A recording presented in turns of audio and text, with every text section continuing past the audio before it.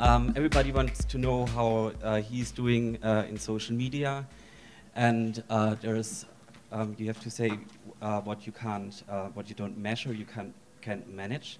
And I built a tool to measure social media activity at the moment just for Instagram, but it could be used for more services. And I'm just going to show you some examples how you can use this app. So this is really live data based on Foursquare, and so you can select locations and then compare them. And just here's some demos. Yep. So let's say we want to compare Breda and H&M, how they are doing.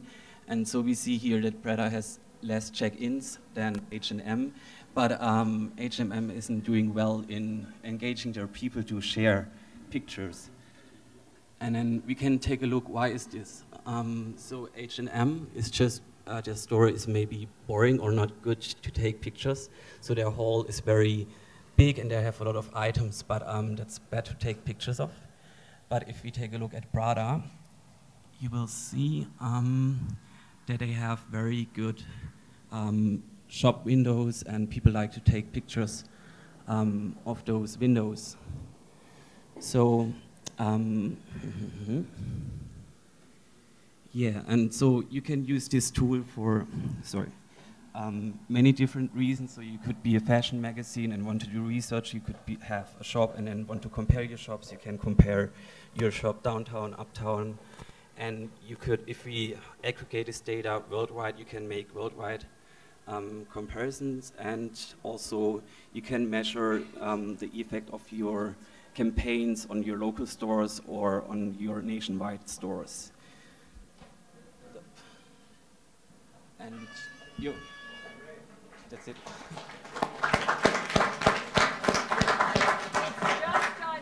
It's just Foursquare. It's Foursquare and Twitter. Foursquare. Also, the locations are based on Foursquare, and the pictures on Instagram. Instagram. Yeah.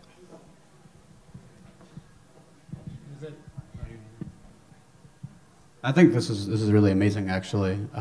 Definitely one of the more innovative ideas, because many of the in-store ad spend, people have no idea how they're actually affecting. So if you had 100 days, not 10 days, where would you kind of take it?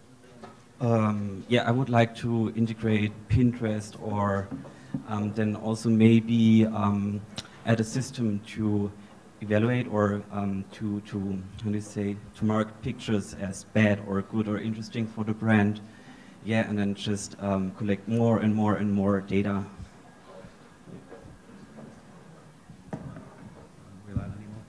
And is it just looking at stores, or could it look at other social media related to brands, other aspects of their, like an ad campaign, things like that? Or is it just related just to what's going on in their stores? So if brands would like to partner with this software, then you could make different analysis. So maybe if you could, if you integrate your sales or your the amount of money you're spending on ads, maybe this could be integrated in the app.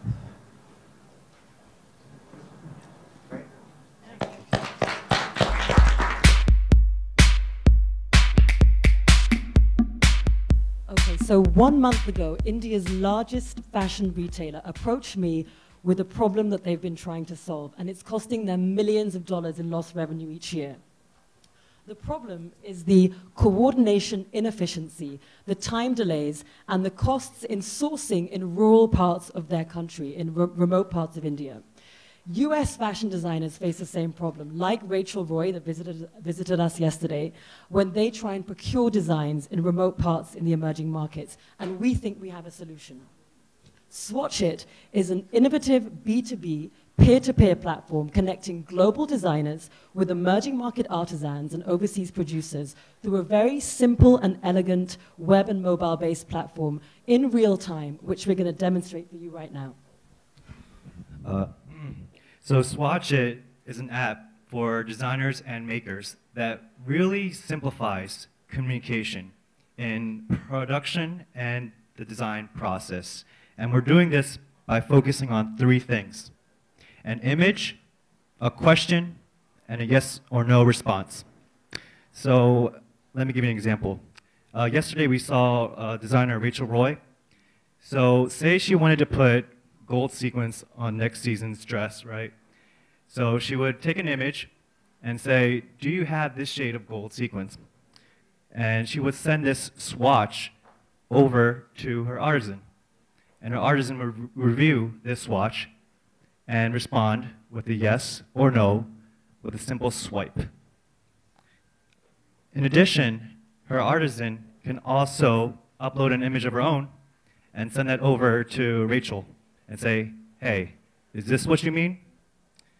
So we think this is really cool and really simple. Another thing that we're doing is collecting all this data and creating a database of artisans and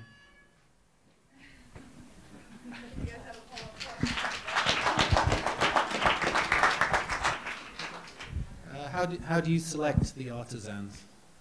So essentially, they're likely to be existing artisans that work with producers, but it's just helping the huge coordination effort, which costs so much money and it's so frustrating for designers. But also we're building data about artisans that are working very effectively with foreign designers, and therefore encouraging them to perform well and bringing them new business, because then we can start promoting them to US designers in the States and in New York, for example.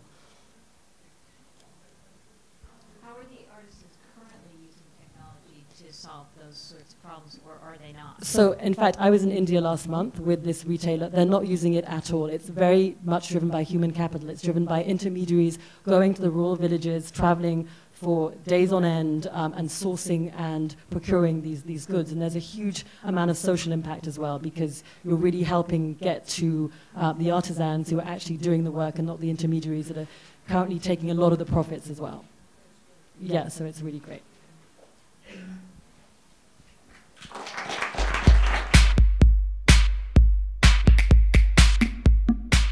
Awesome. So we've been up all night, so we're super excited to be here to share with you how we're going to take online intelligence to improve the physical brick-and-mortar retail experience. So if you think about having the power of an Amazon search engine combined with the physical presence of brick and mortar, imagine what your business can look like and what it can do. So how this works is, let's say if I walk into a store right now, there's 5 items I'm interested in, I can scan it, and then it'll show me the 2 items, let's say, that I bought today, and then 3 items that I didn't buy. What about 3 weeks later when one of the items goes on sale? This retailer can then email me and tell me that, hey, that thing that you were looking at 3 weeks ago, it's now on sale. How about come back to our store, Kathy, and purchase the item? So it really connects the lines. And that's great for me on a consumer perspective. What about the retailers? So we'll show you the dashboard that we built for retailers. In addition to the app we built for consumers, we did 3 core technical features to help retailers.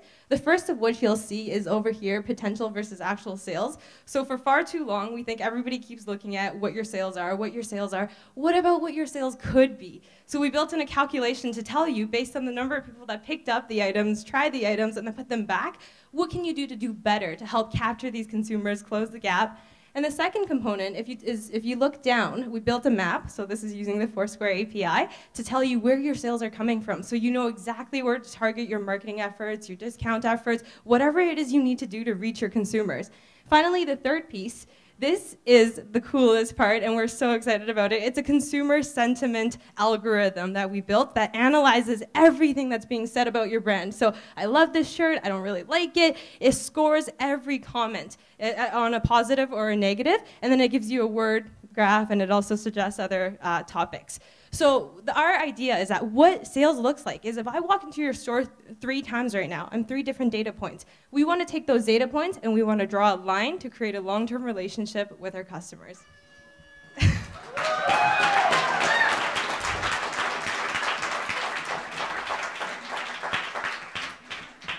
Thank you. So I think on the back end, it seems definitely very valuable, but for the user side, how, users are all about instant gratification. So if you're asking them to look at something and wait and maybe get an answer back on it 3 weeks later, it might be a little bit difficult. How do you plan to gain users? That's a great question. Thank you for that. So what we're trying to build is a long-term recommendation that'll get us to understand our consumers. So there's 3 core components. The first of which is obviously the first time they sign up, we'll offer them, say, some special offer or a product or a discount right away so that they sign on to the system. And then once they get that interaction with us 3 weeks later, they can come back. And it also builds a closet, right? So if it knows the shirt that I bought this week, maybe 2 months later, a pair of pants come in that the algorithm determines is good, it'll tell us, hey, you should probably buy this pair of pants. So it's really helpful as a personalized experience. And then, How do you go from a barcode to an actual item? a barcode from an actual... So when you scan it, like, what's the magic that pulls in the right? Excellent object? question. So we looked at QR, we looked at NFC. The reason we went with barcode is because it's really easy. We want something that stores can implement in the next 3 months. We don't want them to have to build an entire new system. So it builds into their back-end inventory. When you scan it, it just pulls out of their inventory, converts it into an image that stores onto your phone. Okay. Thank you so much. And thank you to my team. Best looking team I've had the privilege to work with. So thank you.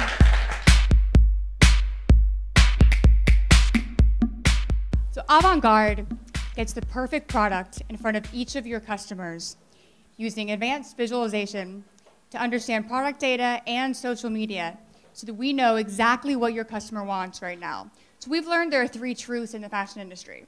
1 is that your existing customers are your best customers. 2 is that excess inventory kills.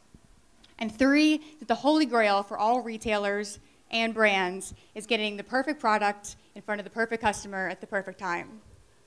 Now, Avant-Garde leverages existing customer bases, minimizes excess inventory, and gets that perfect product in front of the right customer at the right time. So how do we do this?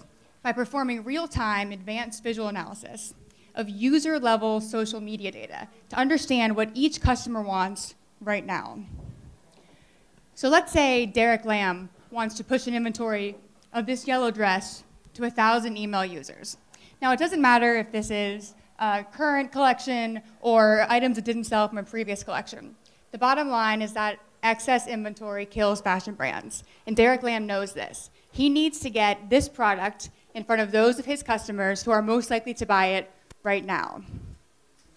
So he uses Avant-Garde, and we use our visual analysis to look first at the product that he wants to push, and next at each one of his users on an individual basis. So we look at their Tumblr, Pinterest, and Instagram data. We filter it by fashion only.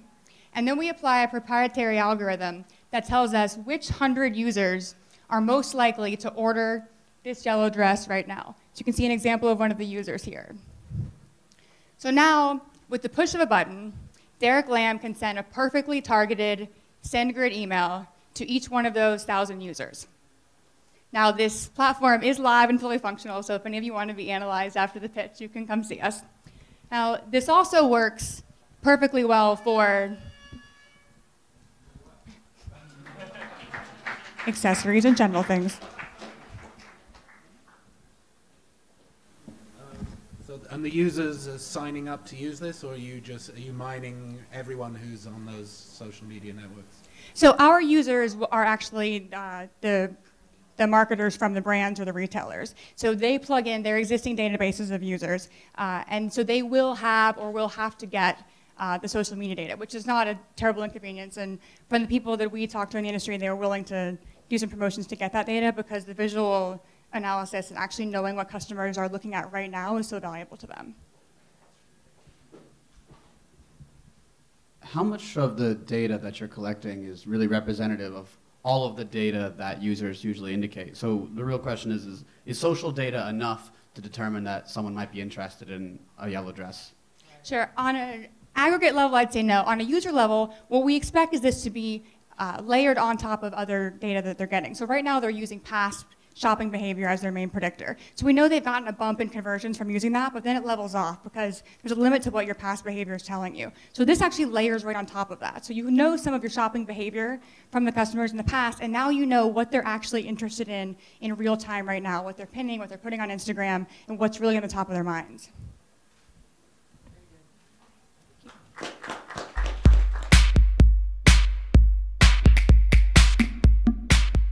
Hi, how's it going? I'm Mike, and this is Coveted. So Coveted is a one-click universal checkout for brands that are on Tumblr. And what we've done is we've allowed brands to connect with Coveted and sell products directly to consumers using shareable images. So what Jason's going to do now is enter in some product information. Then he's going to upload an image.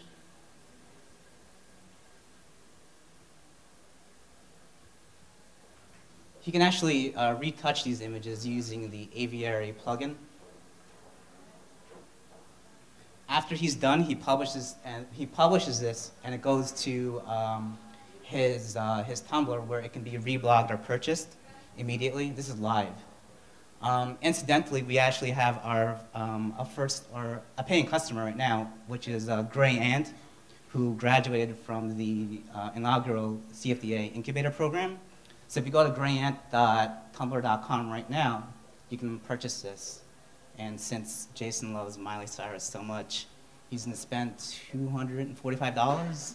Well, it's painful. And but it just gets spent. Yeah.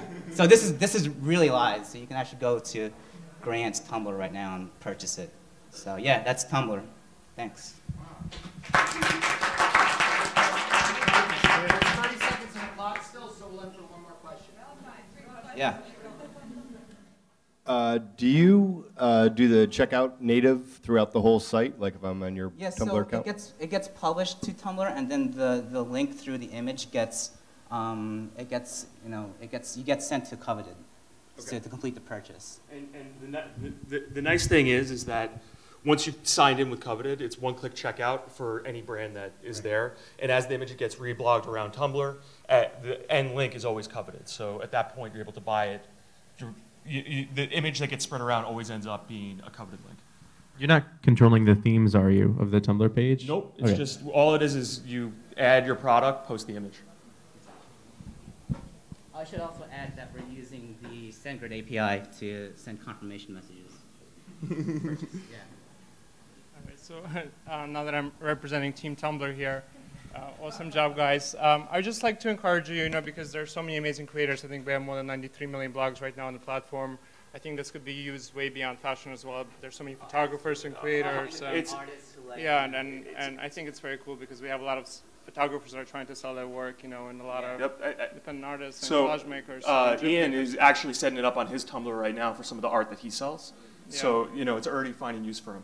And by the way, if you guys do actually want those shades, you could go to that blog and buy them right now. Yeah. Yeah, you have to wear them next time to the presentation. Yeah, so, all right, thank you, guys. Thanks.